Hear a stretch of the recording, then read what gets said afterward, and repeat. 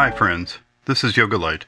Today we will examine yoga, progressive healing, and psychogenics, which are diseases, conditions, or injuries caused by the mind. I will set the mindset and then give examples from this perspective. Conventional healing seeks to restore the person to a healthy state. This uses yoga as physical therapy or support, such as during pregnancy or to reduce stress, with the idea of returning to a state of wellness. There are also longevity ideas. It can be through physical means, such as with Western science-based medicine, or it can be done through subtle means, such as with prayer, rituals, mantra, energy work, sound, or any of the many techniques and modalities and their metaphysical descriptions. It is also part of a positive lifestyle that keeps you healthy. There is a deeper understanding which we will call progressive healing, where a disease, condition, or injury leads to greater awareness and spiritual growth. This sees the problem as caused by the mind. Psychogenics refers to the mind-born cause.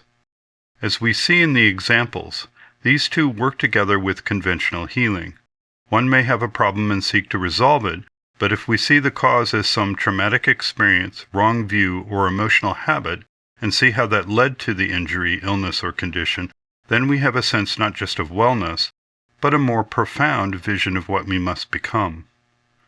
Progressive healing involves spiritual growth as a result of illness. Psychogenics examined how the mind created the conditions for the illness. We aim to view our illnesses and injuries with a broad vision and have insight which leads to a greater becoming. We should have the will to progress, expand our awareness, and connect more fully with the divine. We have a profound yet unborn potential that we work to realize. This is our becoming. Any experience should be seen in the light of this becoming. Spiritual progress can be challenging to define. Many would point to realizations or perhaps moksha, liberation, but if we are not just trying to dissolve in an eternal, changeless transcendent, and instead have a relationship with the world through the sense of the divine creating, directing, and being the universe, and ourselves, an aspect of that supreme spirit, then progress can come to be aligning with that truth and movement towards the divine. Listening and acting on the insights and guidance we receive, recognizing those moments when the hidden hand is visible, or those times when our awareness is expanded into the vast or the depths of the subtle. Part of us, though, recognizes something of spiritual progress other than the material progress or the progress of accomplishment, though those may be vehicles as well. Progress is becoming more of what we are. We are not looking for a state, but a flow. This becoming is the essential part, and this view is easily lost when dealing with the immediate suffering of an illness or injury. It also requires that we have some form of intuitive insight, or at least a strong mental perspective on the nature of the problem and an abiding faith in the grace to lead us to something more than a return to health. It is a complex topic because it relies on subtle insight and resists being fixed in its process. A fixed formula, such as medication or mantra, may also use the manifesting action of the mind. For instance, finding the doctor at just the right time with the specific knowledge you need. Everything in the flow of events is potentially included. We need an inclusive vision. There is a deeper level than the very helpful return to wellness. Although the return to wellness is usually the first thing people seek, the will to make progress should be constant, or at least in the background. People doing spiritual practices are often attracted to healing powers.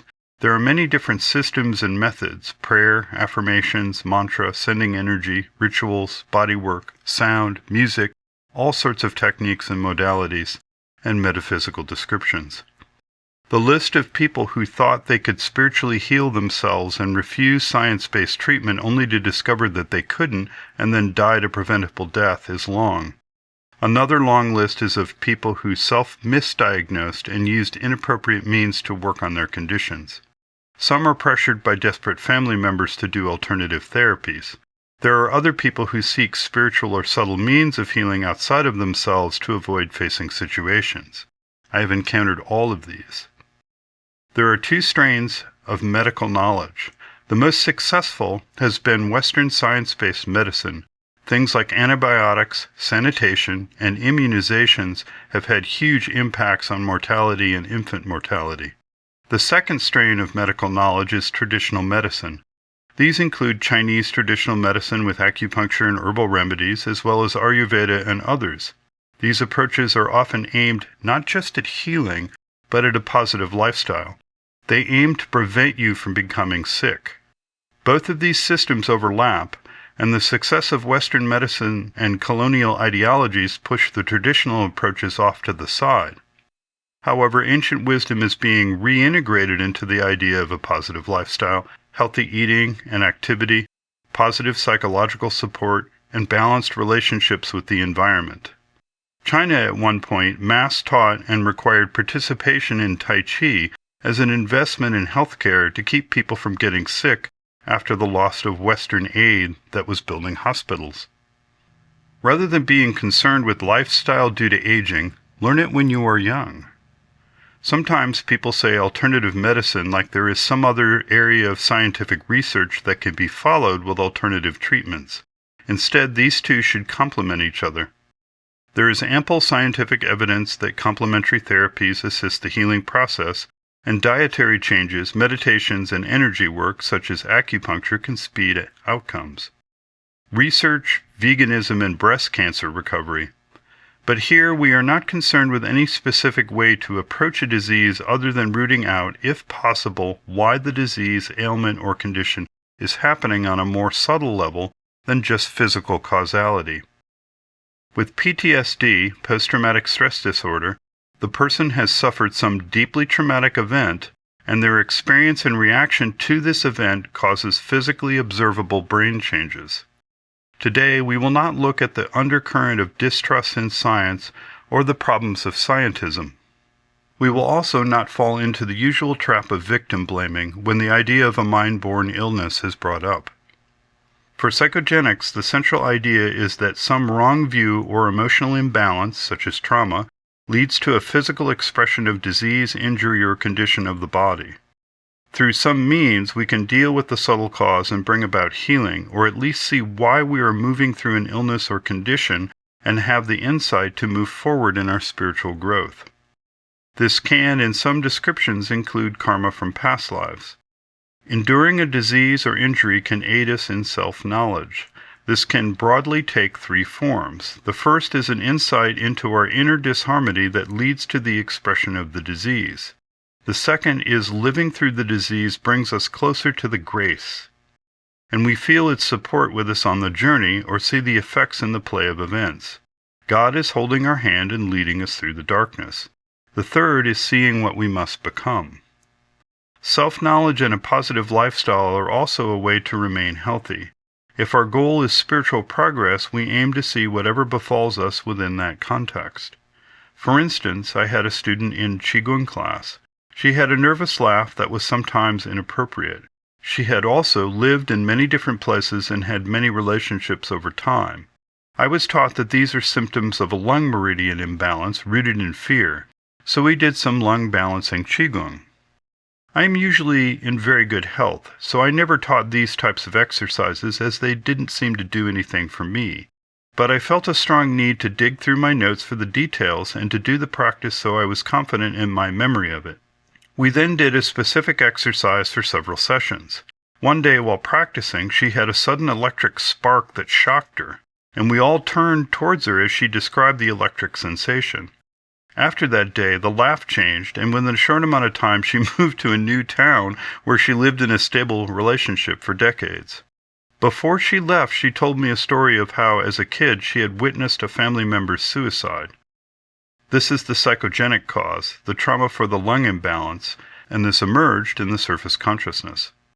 In a traditional sense, she had a condition resolved by working through a block in the energy conduit. But she originally came to me, before she took classes, to tell me about an expansive experience of self she had at a rock concert. She didn't have any way to relate to it or anyone to talk to about it, but she sensed that I could hear her. She also found the person, without knowing why, who had the specific practice she needed. So there is a larger context of growth and working out of the flow. The healing was not just a specific exercise, but a coming together. but it would be an error to think that any fear-based trauma could be corrected by that specific technique. We also encounter the mental problem of causality. This problem comes when the lower mental power seizes the insight. What caused her to encounter the traumatic situation? Also, it is not apparent all of the other things that contributed to dealing with the trauma long before she came to class. This kind of questioning only arises when mentally reflecting on the situation. The initial insight is sufficient for moving forward. We don't need all the details. Intuition is always related to action or the play of events. There is a directed force, a power for doing work within the insight or vision. Sometimes there is a notion that spiritual healing is somehow separate from the world. However, the world is a flow of forces and the spirit can act through any of them. One aspect of examining mind-born imbalances is that what comes to the surface, the experience, the wrong idea, or the reaction, is part of a larger play of forces. These symbols can refer to a larger context than we see at the time. Our unborn potential awaits, and we move towards it. I learned from this experience, in progressive healing between people there is mutuality. Both of us made progress in the interaction. Cultivate receptivity, love, and compassion. A health condition can be related to a past or ongoing traumatic experience. It can also be a conditioned belief, an idea about ourselves or our perspective's mood. Trauma, emotional conflict, or wrong ideas can be considered disharmony. We are not in alignment with our greater truth. This leads to an expression of the disharmony. This can be physical, we get sick, but it can also create conditions for accidents and injuries. There is intelligence, a spiritual truth, established ways, and ignorance even at the level where the prana organizes matter and uses the chemistry of life. We have different levels of being that are interwoven, the physical, energetic, emotional, and mental aspects of ourselves, and we have wide time ranges such that something that happens in childhood or years earlier comes back as an expression of sickness or injury. That disharmony can also be something we brought from a past life to work with. These can appear suddenly, a bolt out of the blue, but the roots can be found in hindsight or with a long build-up over time, a recurrent theme. The healing methods for healing others or ourselves are all the same in that what is important is the healer's state of receptivity. The healer's inner receptivity awakens the patient's true movement. Spiritual progress depends on connecting to the divine and overcoming the ego agendas, desires, and ambitions, the self-doubt that can make too firm the mental ideas we have about how things work. It also depends on contacting and identifying with the problem or the expression of it for the true movement to arise. Most things have wide connections beyond the individual. In dealing with the lung meridian, I felt a strong need to do something. I recognized at the time something was telling me that this is what was needed. The patient also could sense that I could help her. The specifics and details weren't known, but there is a sense of where to go and what to do. For our state of health, we must become aware of the interaction between the parts of ourselves and see how our inner conflicts and discords are resolved. It may start with self-analysis, but it needs to go beyond that to an inner knowing. When we look at ourselves in the different layers, physical, sensual, energetic, lower and higher emotions, mental and beyond, our ego tries to coordinate them, and the layers interact, sometimes in harmony, and at other times with conflicting agendas. We need to tap into something higher or deeper, the aspect of ourselves that generates this life, which forms our body and circumstances and moves between lives. Our will may want us to move forward, but our body needs rest. Our desire is to eat something that we know is unhealthy. We feel stressed and our body reacts. At other times we are happy and have abundant energy, but lack clear thoughts.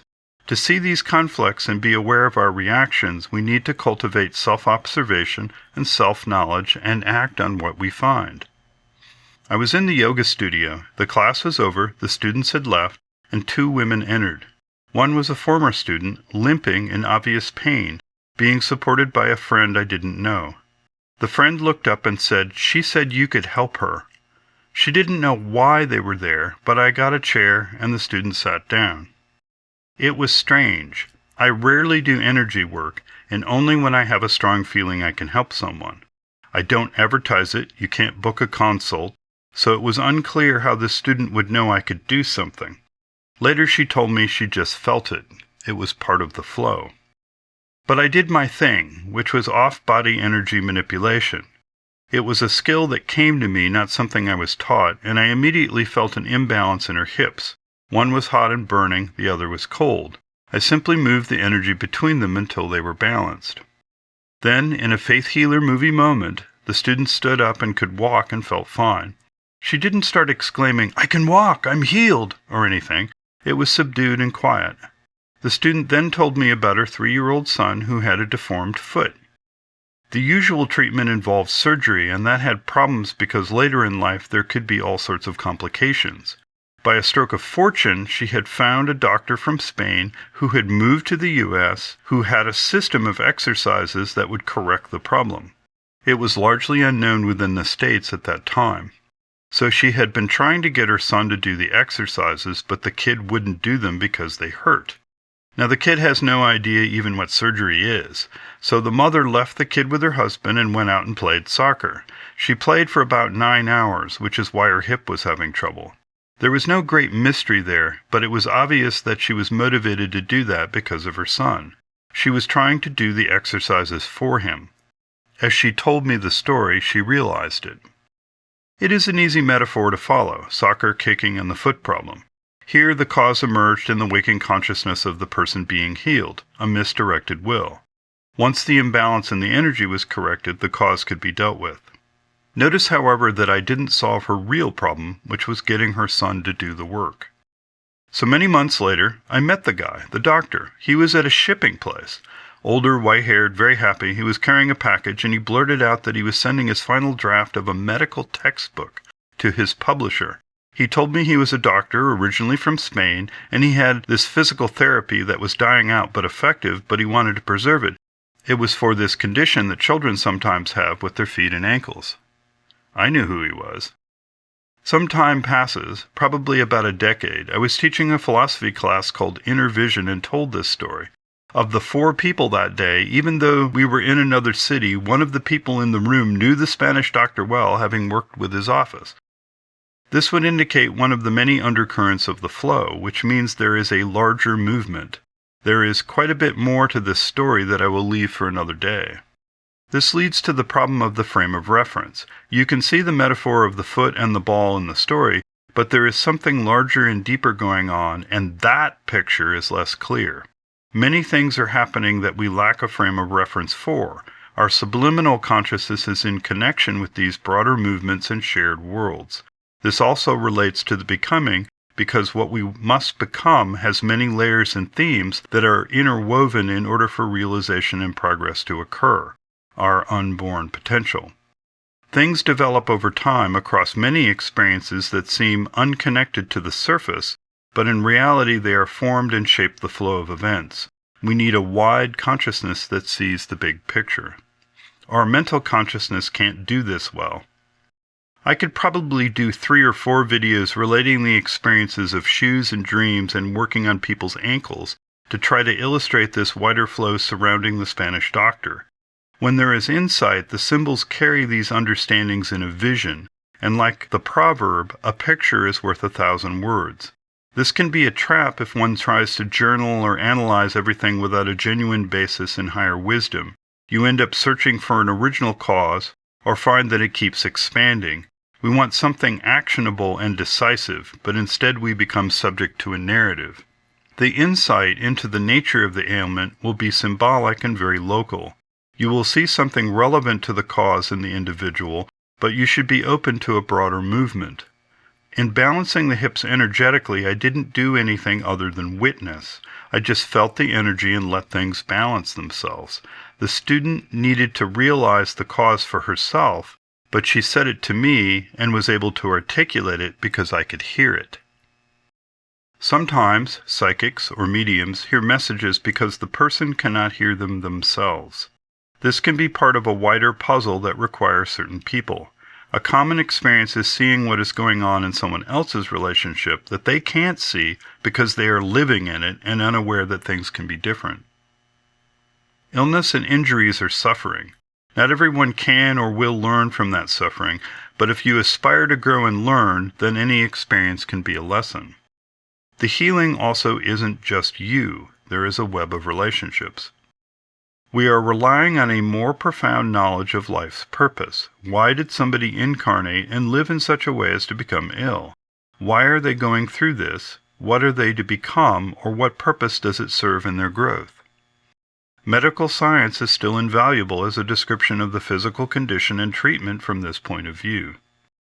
I knew a near-terminal cancer survivor who recovered her health and subsequently became ill with an unrelated condition. There was a big medical intervention with a health team and consults. It helped the patient not only with the illness, but also to relive and deal with the experience of the cancer health team and the emotional relationships, the trauma of the treatment, and the environment. She needed to relive the situation as part of her healing process. It was a samskara, a conditioned habit that needed to be seen in a different light. Her inner formations recreated the event. There are many ways of interacting with the being that can bring about healing. Spiritual forces are generating the manifestation. Doctors' medical interventions and treatments may be part of the spiritual growth and represent the play of forces in the world. Part of the world conditions the soul incarnates into, so spiritual healing isn't about a particular technique. We have a power in the subliminal consciousness to shape the flow of events. We make and send images of how we want things to be. It first works in the subtle layers of reality, finding receptive resources and situations, connecting to larger movements from which it may have originated, and then it works out in the physical world. We can also tune in to spiritual forces or vibrations and allow them to have influence. It is like being near a teacher and feeling the influence of their presence. When we want to heal, these higher forces bring a new kind of equilibrium that restores our health and pushes our growth. This can be seen on a subtle level when lucid dreaming is used for healing. You work on the illness in the dream using the subtle body and find rapid results in the waking time. It can also be done through ritual workings where the intent is put forth. There is a flow to events. I knew of someone whose child was on the edge of death and the doctors gave up. After repeated pleas to the local priests, which were refused, he relented and did a puja for the child's well-being. The child came back changed, no longer dull and uncontrollable. They suddenly prospered in school and became a leader. This child had a vision of being sent back. These subtle realities are involved in illness and cure and may or may not be very visible, but the growth can be found. A conflict or ill will in your inner being can manifest. It includes things like accidents, so we are dealing with manifestations. In some systems, this is karma. So if something in your karma causes you to be an accident, it can also cause the cells to become cancerous or for you to be exposed and catch a contagion. I had a shaman friend give me a medicine bag without explanation as I left for a canoe trip. The river was high and swift and had just gone down enough to let us go out. Our canoe struck a submerged tree and flipped. I went into the water thinking, this is how people drowned, and felt a very strong centering of my energy with heat. I popped up and was carried by the current, unable to swim against it until I came close enough to push off the bottom to the other bank and get out. I had a bit of a problem getting back across to the landing to go home, and fortunately found a spillway I could wade across. When I got back, I found out that the medicine bag had been to help heal a miscarriage the shaman had experienced as an underage teenager. It helped mitigate her family trauma. The custom in that tradition was for a male member of the family to carry a dead infant to the other side of the river. Without the accident, I never would have gone to the other side. Other people's intention can impact our health as well. One could ask if the healer sensed the canoe accident or caused it. One can use energetic means such as unblocking a meridian, or the trauma may require dramatic work by actions in the physical world. Some healers can use inner vision, trance, or dreams to see the cause and work the cure. Things don't happen in isolation. Many people can be involved and many influencing factors. Family members, for instance, may take on a role as an element in an extensive system of shared personalities, the black sheep or the good one. There is also physical causality or cause from the general nature, such as volcanoes. Firefighters suffer higher mortality rates from cancer due to exposure to carcinogens, not because they share the same psychology or karmic origins, even if they belong to the same professional field and shared subtle world. A soul could have incarnated to experience it or not. We may not be developed enough to be aware or have the capacity to withstand a true power that can change things. For example, my friend's father was dying of cancer. I didn't think I could do anything, but I got the message to look. This means I'm going to learn something. They lived quite far away, so I looked into the distance and caught an image of a young kid. This image contained experiences and conditioning of subconscious themes passed down from his parents that left this feeling of fatalism. His parents had lived through World War II in continental Europe. The feeling and mood had been useful in the sense of acceptance and looking for an underlying order to things, laws that govern reality. It influenced his mental outlook. He became an academic in economics. I felt that fatalistic attitude very strongly underneath the surface. It was mixed into political things. It gave a sense of appreciating life. He immigrated to the U.S. There were more layers that I couldn't see. The fatalism had led to cancer. I didn't feel any force that could do anything decisive, so I don't think I was very helpful to the patient, but he helped me. He later succumbed to the disease. Our deepest sense of value, what is important in life, is shaped by many things, and we are often unaware of this if the values are not examined. Our professed beliefs, often from our conditioning, education, and upbringing, are not always a good guide to these values. They may change over time in different situations and with life experience. Our motivations, however strong, are also not necessarily a good guide to our values either. For me, I felt the fatalism transfer to me because some part of me felt that way, and it was given more expression. It took me several weeks to shake off that feeling and root it out. It was part of a recurring theme of self-work that allowed me to progress. Outlooks connected to that mood perspective were changed, and I opened up to new possibilities. I have my core practice in lineage and yoga, which provides me a clear path. However, sometimes I study or get involved with other paths because the contrast between methods often leads to a deeper understanding. This is my fate, but it can be tricky. You can be pulled into other reality streams, confront the lineage protectors, and even cause disharmonies that lead to accidents or illness. One of the times I was doing this, I confronted notions about the nature of reality in a Tibetan Buddhist view. They have these wonderful, well-reasoned teachings. I used to go and to see the lamas decades ago. I kept getting messages about practices involving the deities and the transference of teachings. There were some conflicts as I struggled to get a broader, less attached view and allow them to be seen in the right relation. During that time, I met a woman who was suffering from bone marrow cancer. I could tell that she was important. Several days after meeting her, I sent her an energy that came to me. Focusing on her in the distance, I could see there was a belief conflict that had led to the cancer, something from a past life that manifested around her in childhood. There was a feeling of great inertia, of being unable to think or work through the experiences to find a more profound truth. This was expressed as part of the repercussions of the treatment and the side effects. The inner conflict didn't give a good foundation for enthusiasm and energy, vim. The experience of her illness and treatment, which was successful, allowed her to work through, burn off this karma, and move to a new kind of life and light. But for a time, there was this shared belief issue. So we were in contact. It was the same energy, a hidden symmetry, a congruence.